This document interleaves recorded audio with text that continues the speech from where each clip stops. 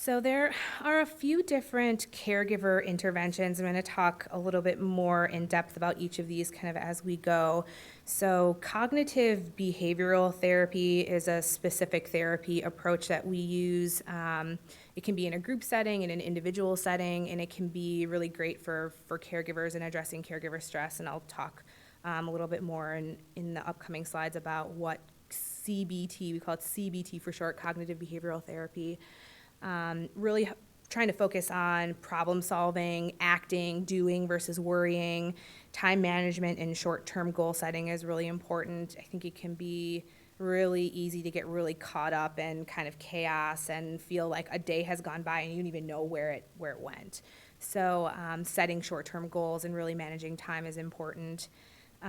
Managing technology-related stress. So I feel like nowadays with us being so like attached to our phones and our computers, it gives people access to us, but sometimes too much access where people are like, what are you doing? How are things going? You know, you're getting emails, you're getting phone calls, you're getting text messages, and it can get really overwhelming really quickly.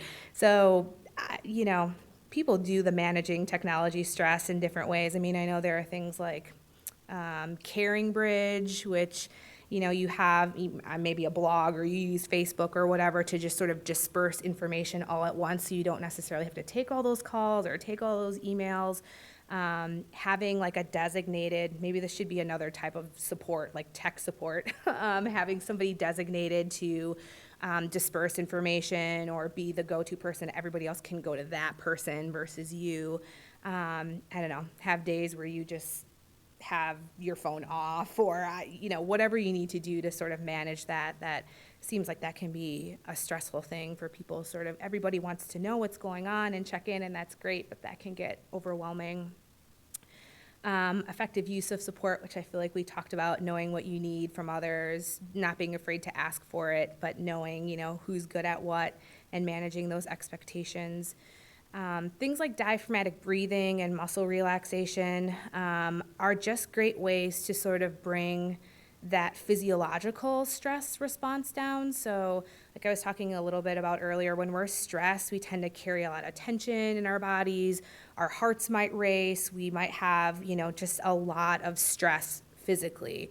And something like diaphragmatic breathing, which is really breathing kind of with your diaphragm, if you could probably find books on it, or if you like Google diaphragmatic breathing, lots of examples and stuff would come up. And doing muscle relaxation, sort of working through your body to like tense muscles and relax them. That really sends, when your body is relaxed, it sends messages to your brain that things are okay, that you can sort of, okay, chill out. If I walk around like, a tense ball all the time, that's sending signals to my brain that things are not okay. So it really is important to find ways to like physiologically relax your body, and diaphragmatic breathing and muscle relaxation are just a couple ways to do that.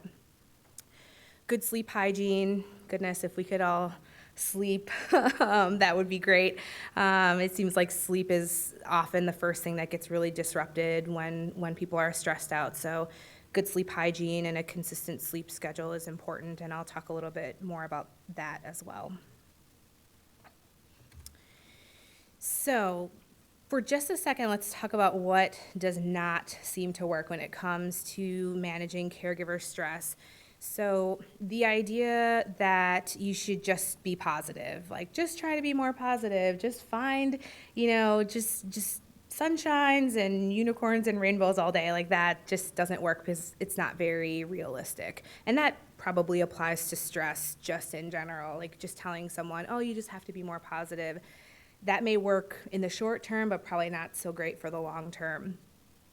Just kind of saying, oh, everything will be fine, don't worry about it, that approach isn't so great either, because when you're caregiving and dealing with stress and dealing with somebody who is ill and sick, there are very real stressors, very real things to be worried about and concerned about. So it's not always feasible to just stop worrying as though that's a really simple thing. Thought stopping. So I've heard people say before, like, I just need to stop thinking about this, and really focusing on like trying to like block all this stuff out, which doesn't seem to work. It's almost like the harder you fight against your thoughts or your feelings, the more they come through, or you may be able to hold them off for a while, but then they sort of trickle in ways that maybe aren't so helpful. So it's not always the best approach to just be like, no, I'm going to block it all out, or I just want to stop whatever I'm feeling or stop whatever I'm thinking, because sometimes then you get pent up, right? Then you're holding all this stuff in, and eventually it has to come out somewhere. And that kind of fits in with avoidance. Using alcohol or drugs or, distractions are great for the short term. I'm definitely a big proponent of, okay, I need to, get out and go do something else just to get my mind off of things. Distraction's great for that, but not so great kind of over the long term. Good short term, not so great long term. A lot of times, anti-anxiety medications don't always work so great for managing stress. Now, if anxiety is really a key role and you've talked to, a professional about anxiety symptoms, obviously an anti-anxiety might help. But just general stress, anti-anxiety medications are shown not to be very helpful at just being a stress reducer. And most people who are chronically anxious actually get better with more of the cognitive and behavioral strategies, kind of working on your thinking process or working on your behaviors seems to be actually more helpful than anti-anxiety medications.